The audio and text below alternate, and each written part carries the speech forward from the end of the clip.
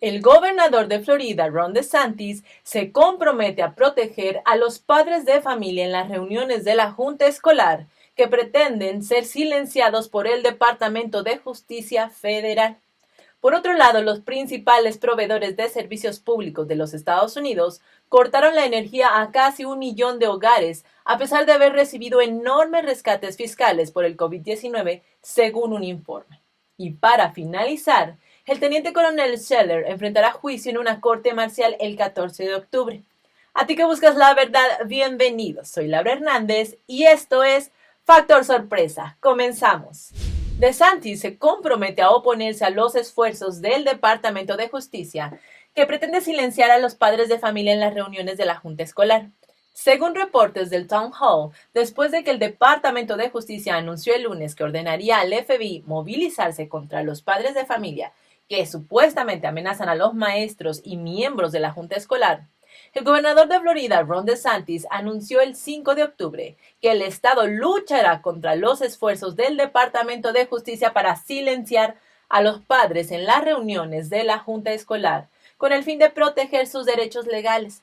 DeSantis tuiteó: el fiscal general Garland está armando al Departamento de Justicia, utilizando al FBI para perseguir a los padres preocupados y silenciarlos mediante la intimidación. Florida defenderá los derechos de libertad de expresión de sus ciudadanos y no permitirá que los agentes federales repriman la disidencia.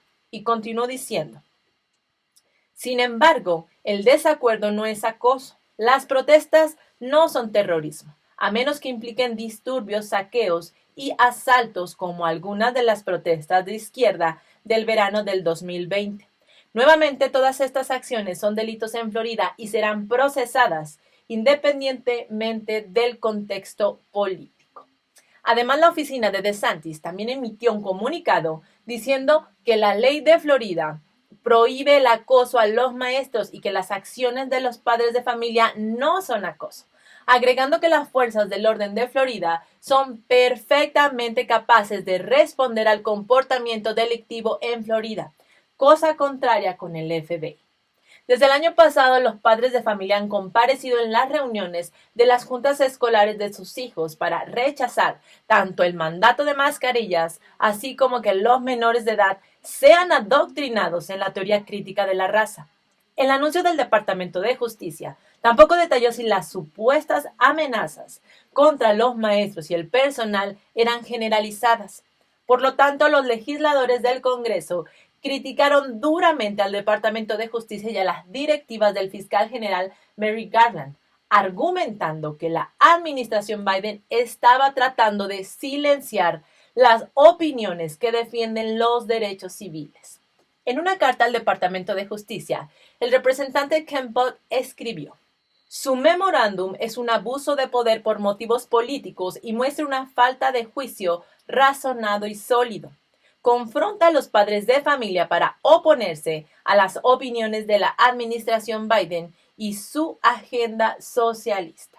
Y el senador Tom Cotton también escribió en Twitter: los padres se están pronunciando en contra de la teoría crítica de la raza en las escuelas. Ahora, la administración Biden está tomando medidas enérgicas contra la disidencia.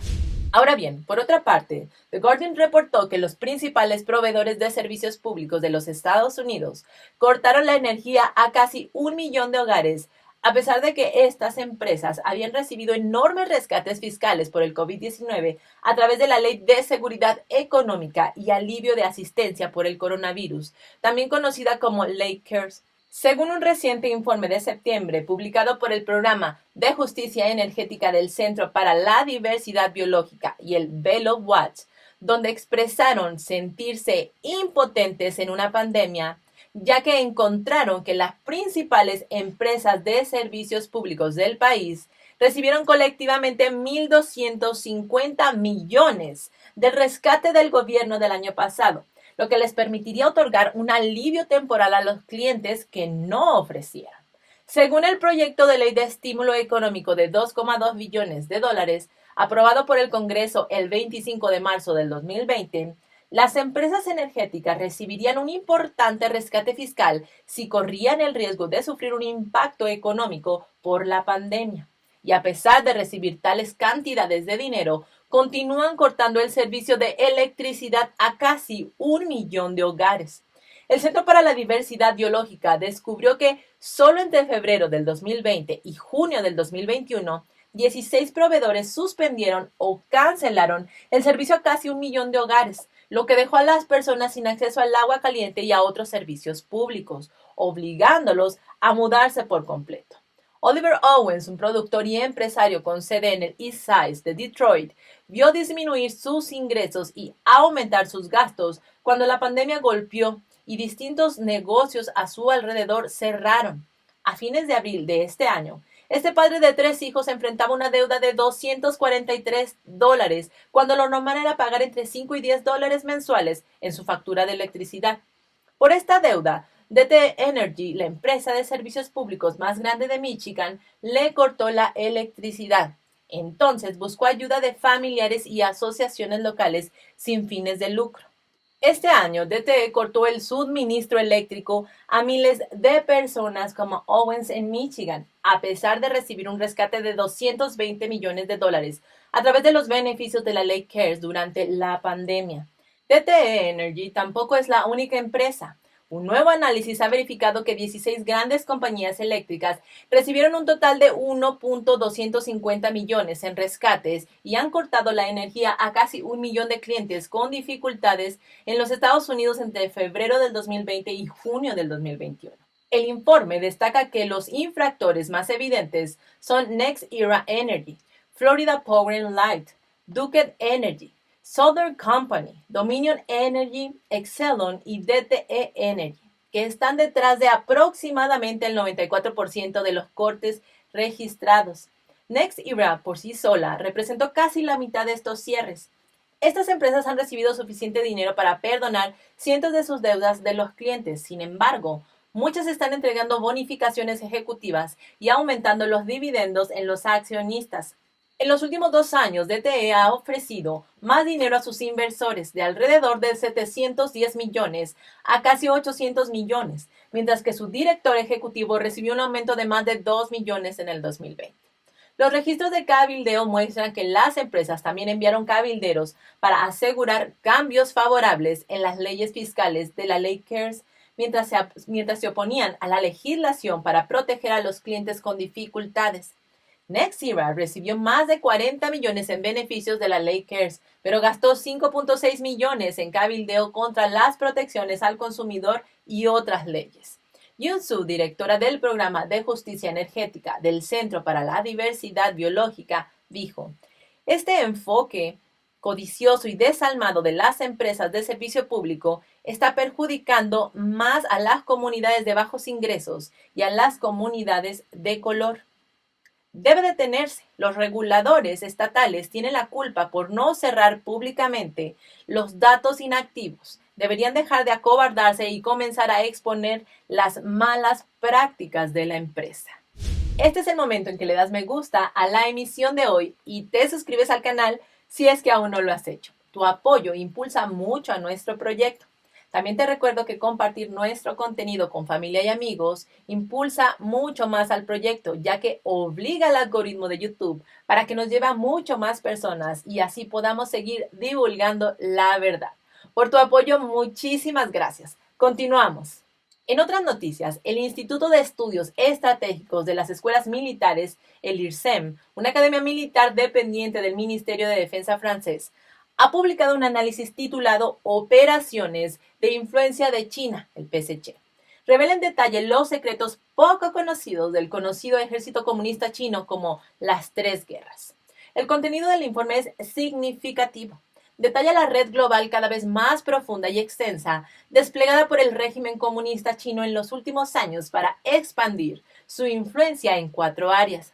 El director general del equipo evitó específicamente a todos los académicos, sinólogos, instituciones de investigación y políticos procomunistas a lo largo de la investigación. Y finalmente nombró a Jean-Baptiste J. Vilmer, director de la Escuela de Estudios Estratégicos de la Academia Militar Francesa, y a Paul Sharon, un experto en inteligencia china, como el coautor del informe. Y bien, ¿qué son las tres guerras? Bueno, pues las tres guerras incluyen la guerra psicológica, la guerra de opinión pública y la guerra legal. La doctrina de las tres guerras, relativamente desconocida en Occidente, maneja estos conceptos que sirven como estrategias claves que guían al PSC en su búsqueda para ganar una guerra contra el mundo libre sin disparar un solo tiro. La guerra psicológica busca desmoralizar al enemigo. La guerra de opinión pública busca moldear los corazones y las mentes de las masas. La guerra legal busca utilizar sistemas legales para disuadir los ataques enemigos. En su análisis, el Instituto IRSEM afirmó que la estrategia de las tres guerras es una de las principales plataformas del ejército del PSC y constituye la esencia de la guerra política del PSC, cuyo concepto central es utilizar todos los medios no violentos de confrontación para lograr sus objetivos. La guerra política es un conflicto sin contacto, aplicable en tiempos de guerra o de paz, combinados con otra doctrina clave del PSC llamada trabajo del Frente Unido. Estos principios han apuntado a una impresionante campaña del régimen del PSC para expandir su influencia en infiltración en las democracias occidentales, según el informe. Guiado por tales estrategias, el régimen chino ha construido una infraestructura en expansión con alcance global que consiste en una amplia red de actores estatales y no estatales para ejecutar sus planes. Según el IRSEM, las operaciones de influencia de Beijing en el exterior tienen dos objetivos principales: seducir y subyugar al público extranjero mediante la creación de una narrativa positiva de China y, sobre todo, infiltrarse y coaccionar. Penetración profunda hacia el oeste. El ex subsecretario de Estado David Stilwell dijo en el 2020: si bien algunas organizaciones del Frente Unido declaran públicamente su afiliación con Beijing, la mayoría intenta presentarse como ONG independiente de base, foros de intercambio cultural, asociaciones de amistad, cámaras de comercio, medios de comunicación o grupos académicos. Una investigación del 2020 realizada por Newsweek encontró alrededor de 600 grupos de este tipo en los Estados Unidos. Stilwell dijo que si bien algunas organizaciones del Frente Unido declaran públicamente su afiliación con Beijing, la mayoría intenta presentarse como ONGs independientes de base. Uno de esos grupos destacados en el informe es la Fundación de Intercambio China-Estados Unidos, el CUSEF. CUSEF es una organización sin fines de lucro con sede en Hong Kong, encabezada por el multimillonario y funcionario del régimen chino, Tong Chihua, que se anuncia a sí mismo como un grupo independiente que trabaja para proporcionar diálogos e intercambios entre Estados Unidos y China, pero en realidad funciona como una organización fachada de facto para el PSC, afirmó el informe, citando los hallazgos de un estudio del 2020 de la Fundación Jamestown, un grupo de expertos con sede en Washington. Sus socios incluyen la Universidad Johns Hopkins, el East West Institute, el Carnegie Endowment for Peace, el Atlantic Council y el Brookings Institution. El grupo también patrocina muchos diálogos de alto nivel entre funcionarios del PSC y figuras políticas y militares de los Estados Unidos, y ha organizado viajes a China para más de 120 periodistas de casi 50 medios de comunicación estadounidenses desde el 2009. Del 2009 al 2017, CUSEF también organizó una serie de cenas y reuniones con ejecutivos y editores de 35 medios, incluida la revista Time, The Wall Street Journal, Forbes, The New York Times, The Associated Press y Reuters. Y bueno, lo sorprendente de este informe son dos cosas. Primero, el equipo de investigación fue muy claro cuando publicó el informe. El informe expone al PSC, no a China. Segundo, el informe sostiene que la estrategia de expansión del PSC está experimentando un cambio importante: trabajar para ganarse el afecto del mundo y hacer que el mundo tema, lo que ha sido llamado el momento Maquiavelo y la rusificación del PSC. Y con esta nota llegamos al final de la emisión de hoy. Muchísimas gracias por llegar hasta aquí con nosotros. Los invito a darle un vistazo a la lista de reproducción aquí mismo para ver más contenido revelador. También recuerda sumarte a nuestra sala de chat en Telegram y seguirnos por YouMaker si es que aún no lo haces, la plataforma libre de censura.